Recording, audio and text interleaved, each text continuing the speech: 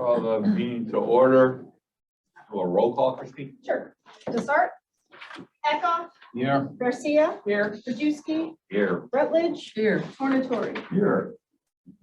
Okay, we have a quorum here. Do we have anybody signing for public comment? No public comment. Chairman's report. I think we typically don't meet in December, but we are going to meet in December. We have to push through something with the $4.5 million grant.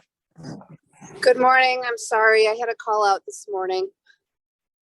Oh, hi, Laura. Good morning. Morning. Morning. You get me on Zoom this morning. That's okay. What was the call out there, Laura?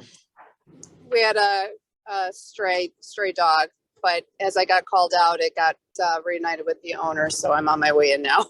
Oh, good, because Grant and I are ready to head out there to help.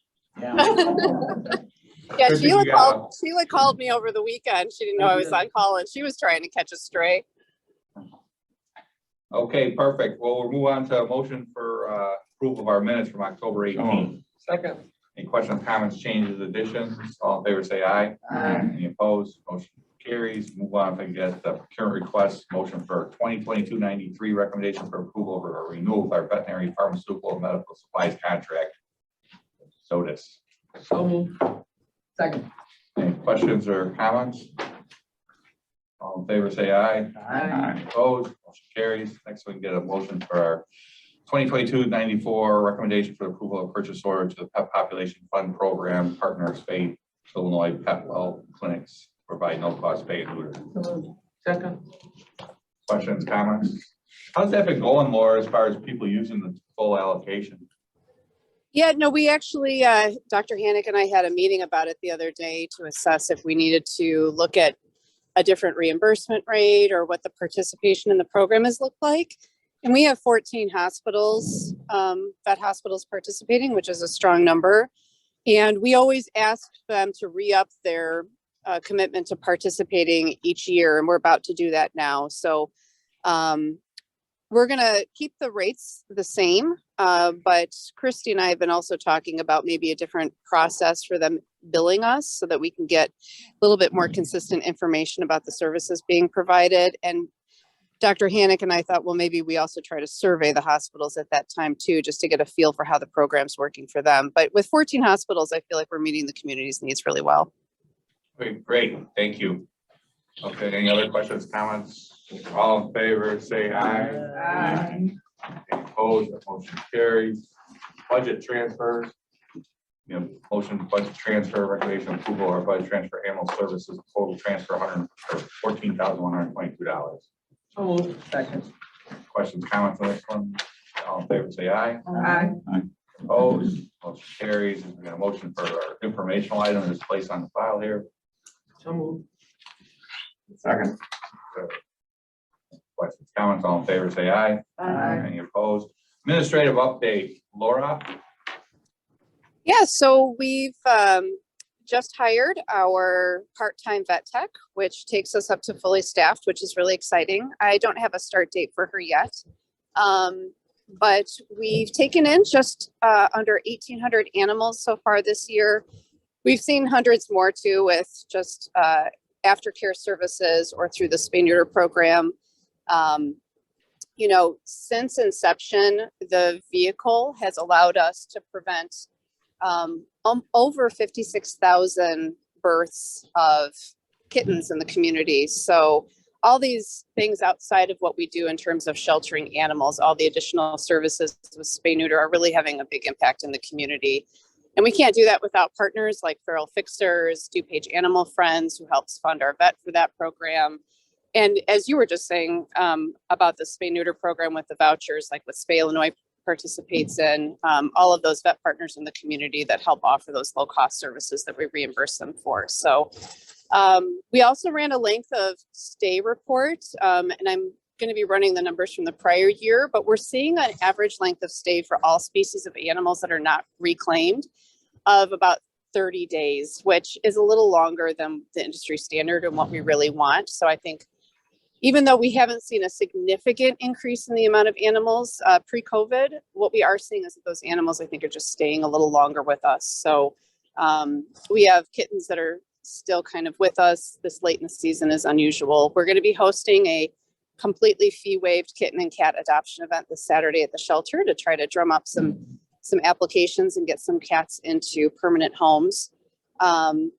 So we've been really just trying to wrap up what we consider our busy season. We're also in the process of looking at all of our financials as we close out this fiscal year, making sure all of our invoices are getting in, and reviewing all of our vet statements, accounts, so that we can make sure payments are applied correctly, and anybody who's maybe behind on paying us, we try to get those in before the end of the fiscal year.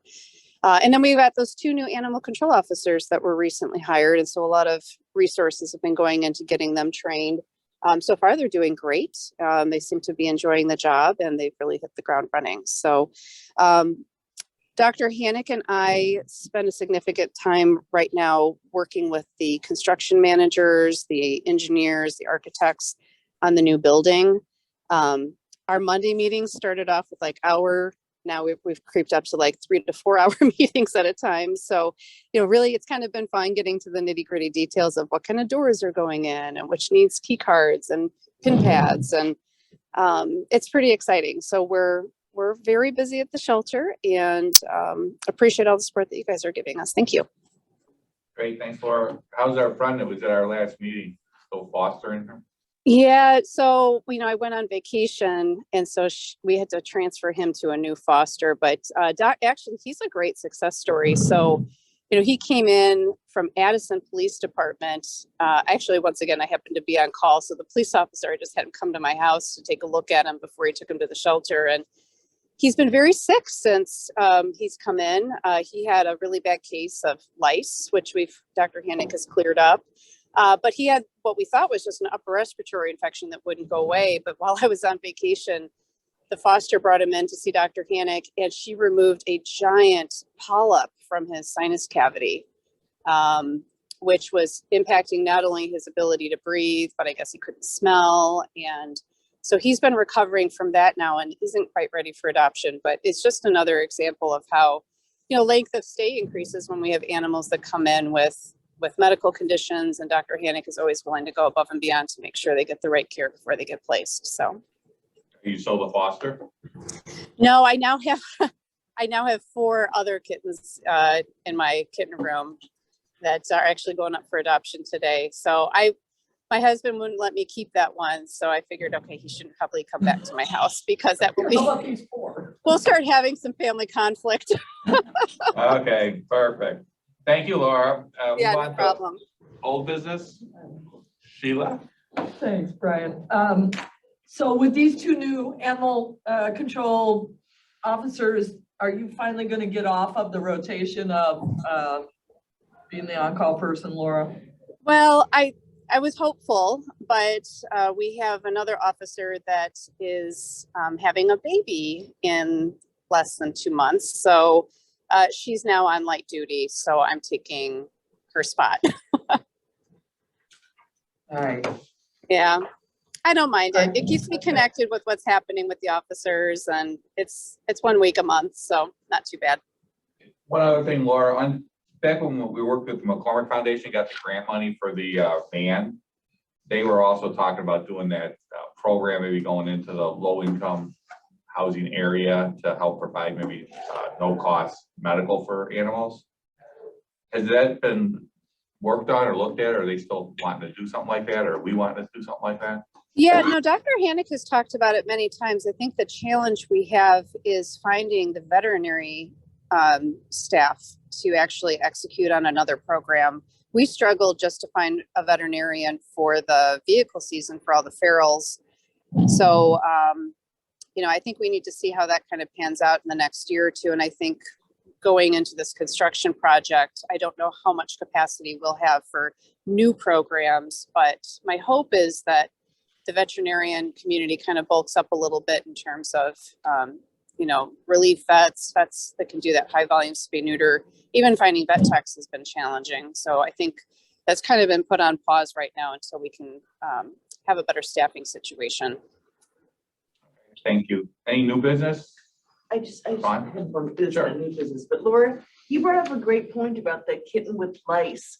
When an animal comes in with something communicable like that, how do you isolate it or keep all the other animals in the shelter and the humans too, from contracting those things.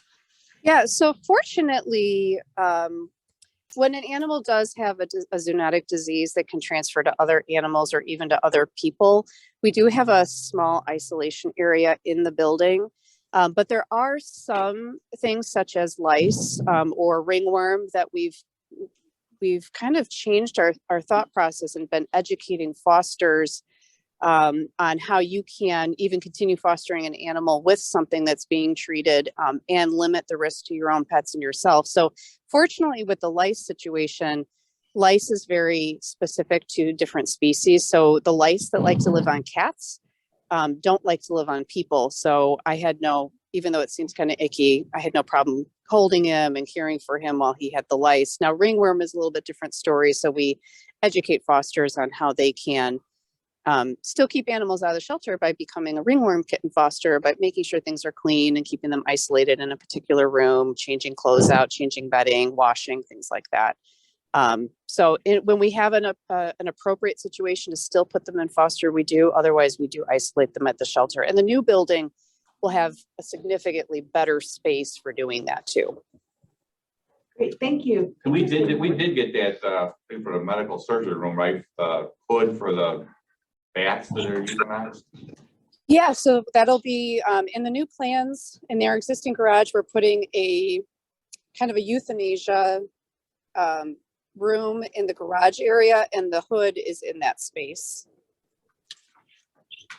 Thank you. Any other new business or question? Okay, without objection, we are adjourned. Thank you, Laura.